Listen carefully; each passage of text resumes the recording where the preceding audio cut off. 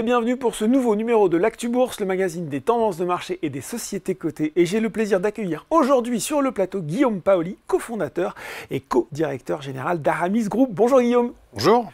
Alors, l'actualité récente d'Aramis, elle est très dense avec, pour commencer, la publication de vos résultats annuels pour l'exercice 23-24 clos fin septembre. Alors, qu'est-ce que j'ai retenu moi notamment? Un chiffre d'affaires en croissance organique de 15%, un excédent brut d'exploitation ajusté multiplié par 5 à 50,5 millions d'euros. Guillaume, outre les chiffres que je viens de citer, que vous allez pouvoir d'ailleurs commenter, quels sont les éléments à retenir de cette publication? Eh bien écoutez, beaucoup de choses, mais enceinte, vous avez fait une très bonne synthèse, je vous remercie. Ce qu'on peut peut-être noter, c'est que le chiffre d'affaires a doublé entre l'introduction en bourse qui a eu lieu en juin 2021 et aujourd'hui. On est passé d'1 milliard à 2,2 milliards. On peut noter aussi que l'an passé, on a franchi la barre des 100 000 clients par an. Oui. On a vendu 112 000 voitures à des clients particuliers. Il y a peut-être quelques clients qui nous écoutent aujourd'hui. Regardez ça. Et au total, on a vendu plus de 700 000 voitures depuis la création de la société, entre la France et les pays qui ont rejoint le groupe après. Et ce qui est intéressant de noter, c'est que, ça on ne le voit pas forcément dans les chiffres financiers, c'est que c'est une croissance que nous on considère soutenable et durable, parce que la satisfaction client n'a jamais été aussi élevée. On mesure notre Net Promoter Score, qui est à un niveau record. Et donc voilà, donc je pense que c'est important d'expliquer que c'est une croissance durable, qui ne se fait pas au prix d'ajustements à court terme. Bon, alors vous le dites, il y a la satisfaction client. En même temps, vous l'avez dit, les indicateurs importants, ils sont ouverts. Comment vous expliquez cette croissance dans un marché de l'auto dont on a le sentiment, mais peut-être à tort, qu'il est un petit peu déprimé en Europe? Alors, le marché automobile, il y a plusieurs marchés automobiles à l'intérieur du marché automobile. Vous avez le marché des voitures neuves, qui est historiquement cyclique, qui lui est un peu en difficulté, notamment, et pas seulement, parce qu'il y a une pression réglementaire due à la transition écologique. Oui. Donc plus de thermique en 2035. Il y a de moins en moins de véhicules thermiques vendus, etc. Ce qui pose quelques difficultés, parce qu'on est en phase de transition. Donc là, le marché, il est un peu difficile.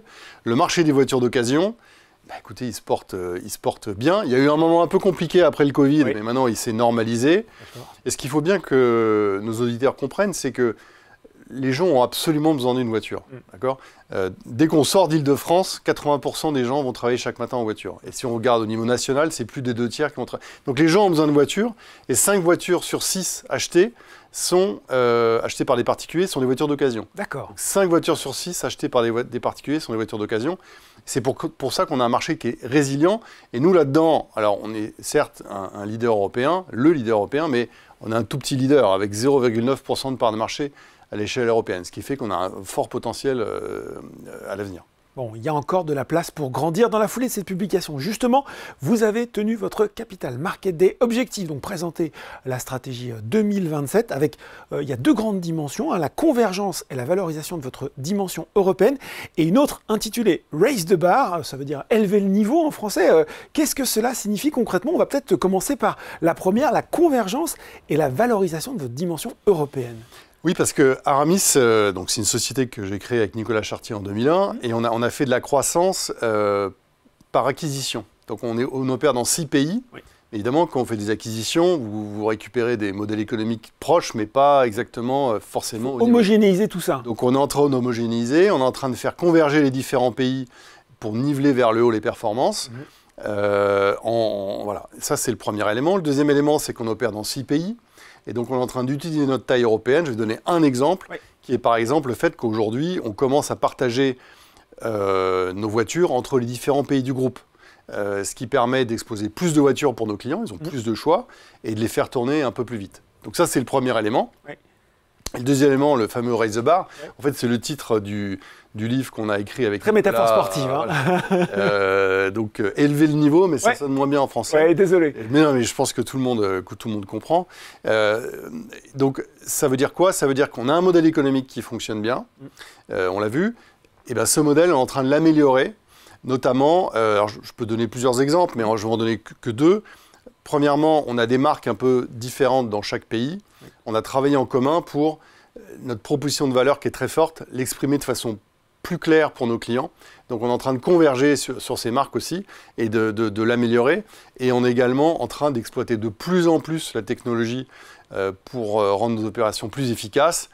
et je sais que tout le monde entend parler d'intelligence artificielle matin, midi et soir. On est en train de l'utiliser pour rendre nos collaborateurs plus efficaces, pas pour les remplacer, pour les rendre plus efficaces. Comme en 2001, quand on a lancé notre offre et qu'on a utilisé Internet pour vendre des voitures, à l'époque on nous prenait pour des fous, ça nous a rendu beaucoup plus efficaces que les opérateurs traditionnels. Bon, vous évoquiez 6 pays, peut y en avoir plus à l'avenir? L'expansion européenne, elle peut se poursuivre? Oui, alors il y a 27 pays en Europe éligibles, plus le Royaume-Uni, on y est déjà. Donc tous les pays sont éligibles. Après, nous, ce qu'on cherche souvent, c'est des équipes qui vont pouvoir apporter au groupe et auxquelles on va pouvoir apporter quelque chose également, et qui soient idéalement des sociétés profitables. Donc on est toujours un peu à l'affût, on regarde des opportunités, mais la priorité du moment, à l'instant où je vous parle, c'est pas celle-là. On a fait beaucoup de croissance externe. On est passé de 3 pays à 6 pays en 3 ans. Donc là, ce qu'on essaie de faire, c'est davantage de consolider. Mais on est toujours ouvert aux opportunités. Bon, bien sûr, il y a des objectifs financiers, Guillaume, qui accompagnent ce nouveau plan. Est-ce que vous pouvez les rappeler pour nous? Alors, on a donné 2 échéances. Voilà. 2025, donc l'année prochaine, on a parlé d'une croissance proche de 10%, au moins proche de 10%. Et d'augmenter l'EBITDA, donc l'excédent brut d'exploitation ajusté, de 30%. Donc une croissance d'environ 10% et une augmentation de la profitabilité d'environ 30%. Ça, c'est ce qu'on a annoncé pour l'année prochaine, comme une première étape. Une deuxième étape en 2027, qui est écoutez, de continuer sur ce même profil de croissance et d'atteindre 5% d'excédent brut d'exploitation ajusté. Et enfin, dans la période, d'améliorer en permanence nos rotations commerciales pour faire baisser le nombre de jours en termes de chiffre d'affaires du besoin en fonds de roulement. Donc en gros mieux transformer notre EBITDA en cash. On optimise le BFR, quoi. On optimise le BFR en faisant tourner plus vite les voitures. Comment on fait ça? Il suffit de niveler les performances au sein du groupe. On a déjà 2 pays qui font ça très bien. On est en train d'aider les autres pays à le faire mieux. Bon, voilà pour ses ambitions en bourse. Le titre, il progresse bien depuis le début de l'année, 80% de hausse. Aramis est aujourd'hui valorisé autour de 650 millions d'euros. Est-ce que c'est un chiffre qui reflète, selon vous, bien le potentiel de la société aujourd'hui?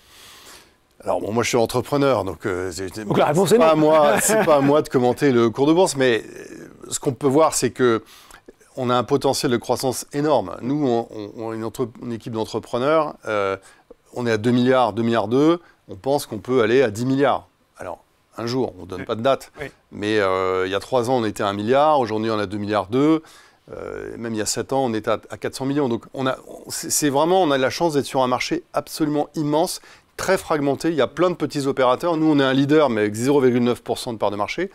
Aux États-Unis, on a des confrères qui font 5% de part de marché, et on ne voit pas de raison pour lesquelles on n'y arriverait pas. Donc, est-ce que le cours d'aujourd'hui reflète tout ce potentiel ? Voilà, si on vous a bien écouté, on aura sa réponse. Voilà, merci beaucoup Guillaume Paoli d'avoir présenté pour nous les ambitions stratégiques d'Aramis avec ce nouveau plan stratégique à horizon 2027. Merci. Merci à vous. L'Actu Bourse, c'est fini pour aujourd'hui, mais on se retrouve très bientôt pour un nouveau numéro.